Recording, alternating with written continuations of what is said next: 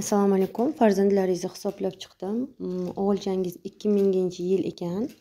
Bu kishi bilasiz, boshqaruvchilar, birlardan boshqaruvchilar, yetakchilar, tashabbuskor, idealist va homiylar chiqadi. Bular plusda juda ham mehribon, hamma insonlarga yordam berish istagi kuchli, o'ziga yoqtirgan insonlarga homiylik ham qiladi, ularga sponsorlik ham qiladigan insonlar turiga kirishadi. Lekin minusda judayam egoist, judayam tajovuzkor, qanaqa deyiladi buni? Xudbin, odamlarni jirkib tashlaydigan, o'zini gapini gap qiladigan insonlar turiga kiradida. Bu o'g'lingizga hech qachon nimanidir o'rgatib, uni tanqid qilib, uni yerga urishga urinmang. Buni doim maqtash yo'li bilan biror narsaga erishtirishingiz mumkin.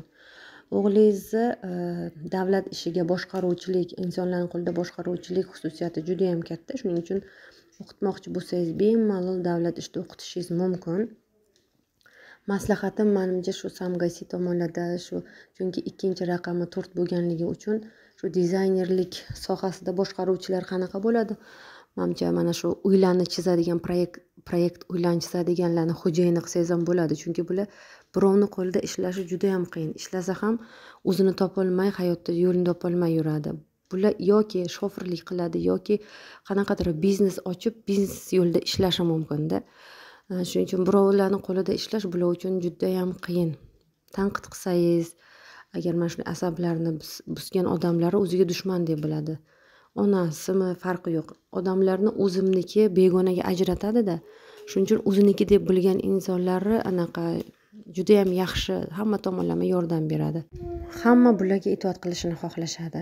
Uyda ham shu, menimcha singillariga ham, sizlarga ham itoat qilmasa ham kerak. Chunki bular doim biror narsani o'rgatsangiz, men o'zim intizomman, men o'zim qoidaman deb hech kimning gapiga quloq solgisi ham kelmaydi-da. Chunki Alloh bularni bu dunyoni boshqarish uchun, ya'ni insonlarni boshqarish uchun jo'natgan.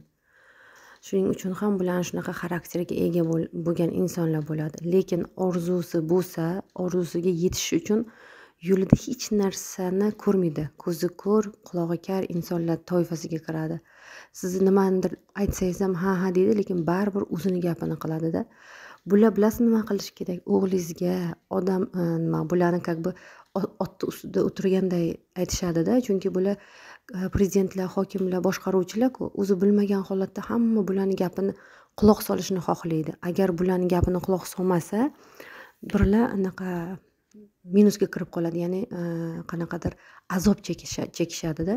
Shuning uchun kichkinaligidan bu kishini otdan tushib, har bitta raqam bitta orqaga ketish kerak. Agar bilsangiz, bitta orqa bu 9 bo'ladi. 9lardan служение, insonlarga yordam berish, o'zi ham mehnat qilish o'rganish kerak. Ya'ni odamlar buni quloq solishini emas, bu ham xizmat qilishni o'rganish kerak. Shundagina bu o'z minusga ham kirmaydi, siqilib ham xafa ham bo'lib yotmaydi-da.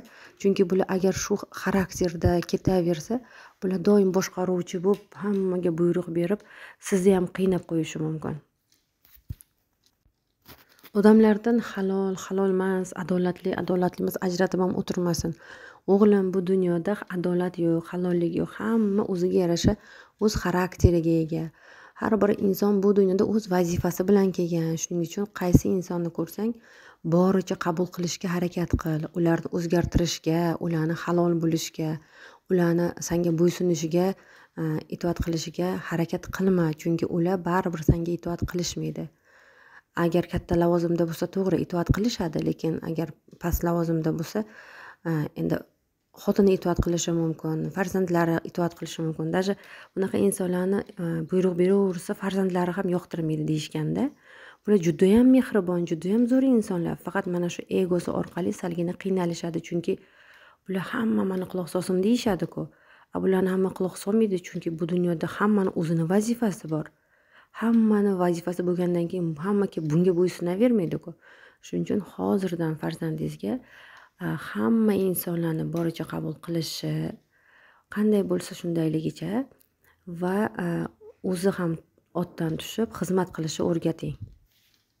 Undan tashqari 2002-yil qizingiz 4-3 chiqdilar. Bu kishini xohlaysizmi yo'qmi dizaynerlik yo'lida o'qiting. Chunki bular dizaynerlik yo'lidan boshqasi bularni qilolmaydi. Chunki bular shunaqa chiroyli uylarni bezatishi, restoranlar bezatishi, shu ko'ylaklar dizaynerlik, ishqilib dizaynerlik sohasi bularga judayam ko'ngliga mos keladida. Undan tashqari zavqlanishni o'rgating. Hammadan ayb qidirish emas, hamma aybni o'zidan qidirishni o'rgating. Chunki to'rtlar minusda hammadan ayb qidiradigan norozilik dunyosiga kirib qoladida. Beparvolik, firibgarlik tugmalari bosiladi, lekin plyusda bular judayam adolat uchun kurash olib boradigan ijodkor, transformator, innovator insonlar. Ya'ni bular hamma insonlarga berish uchun kelgan bo'lsa, ma'lumlik ham qilsa bo'ladi. Bular shu bolalarga ustozlik qilish ham bo'ladi. Ishqilib nima bo'lsa ham bular berishi kerak. Bo'lmasam pul berib ola olmaydi, norozilik dunyosiga kirib qoladi. Chunki yerda nima bo'lyapti anglay olmaydida. Zavqlanishni o'rganish kerak. Hamma narsadan zavqlanishni o'rganish kerak. Xursandchilik, o'zi xursandchilik yaratishni o'rganish kerak. Undan tashqari bilaman degan tushunchani, iborani olib tashlab, men hech narsani bilmayman, hamma narsani Alloh biladi degan iborani qo'llash kerak. Ya'ni har bir insonlarni tushunishni o'rganish kerak. Bu qizingizni 7 raqamli insonlarga bersangiz, planetasi ekovi bir-biriga to'g'ri kelib, o'zini bitta tanaday his qilib baxtli yashaydi. Lekin baribir o'zini anglab, turmush o'rtog'ini Alloh uchun xizmatini yo'lga qo'ysagina. O'g'ilchangizga ham 2-7 to'g'ri keladi. Ikkilarni kelin qilsangiz zo'r to'g'ri keladi bular. 2005-yil qizchangiz o'zini yaxshi ko'radigan, uyquni yaxshi ko'radigan, komfortni hayot yaxshi ko'radiganlar turiga kiradida. Bular hamma joyda qulay bo'lishi kerak. Ish aytsangiz ham men deb ishni ham qilgisi kelmaydi. Uyqusidan turg'izsangiz ba'zir turadi. O'qishi yomon ko'radi. Bular o'qishi kerak. Nima bo'lsa ham o'qish kerak. Agar o'qisa, saliga asabiylashib ketadi. Asabini jilovlay olsa, bular donishmand bolachalar chiqadi bulardan. Juda ham muvaffaqiyatli maslahatchilar chiqadi bulardan. Agar emotsiyasini me'yorda ushlab tursa va hamma narsadan qulaylik topa olsa. Chunki bular hamma joyda ham qulaylik o'zini qulay his qilmaydi-da. Faqat komfortni bo'lish kerak bularga. Shuning uchun komfortni hayot yo'q-ku. Komfortni hayotni faqat inson o'zi yaratadi. Shuning uchun bunga har bitta narsadan qulaylik, har bitta yomon narsadan ham, yaxshi narsadan ham o'ziga yaxshi tomonini izlab topishni o'rgating. O'qishni xohlaydimi, yo'qmi o'qish kerak. Odamlarni qulaylik yaratib beradigan, qulaylik yaratib bermaydigan, meni tan oladigan, meni tan olmaydiganga ajratmasligi kerak. Bular o'zini juda ham yaxshi ko'radigan inson turiga kiradi va bularni doim hamma maqtab turish kerak. Sentr vnimaniyada turish kerakda. Bu qizchangizga 8 raqamlilar to'g'ri keladi, lekin baribir ham hamma farzandlaringizni insonlarni boricha qabul qilishi, hamma vaziyatni o'zidan topishi, ya'ni qanaqadir vaziyat bo'ldim, birovga to'nkamasdan o'tirib, o'zi o'ylashni o'rgating.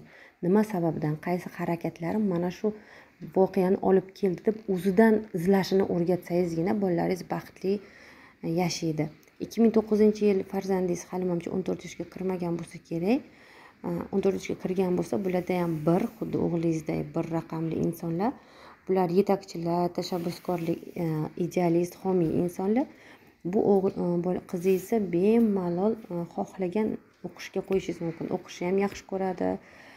Lekin juda ham mamadona bo'lsa kerak. Hamma narsani bilaman, hech kimning gapiga quloq solmasa kerak. O'zini gapi gap bo'lsa kerak deb o'ylayman. Chunki bular shunaqa, bitta gap aytsangiz o'zini gapidan qolmaydi-da, o'z biligidan qolmaydi. Faqat o'zini aytganini qiladigan bolachalar turiga kiradi. Qarang, bu qizingizga ham 2 raqamli insonlar to'g'ri keladi.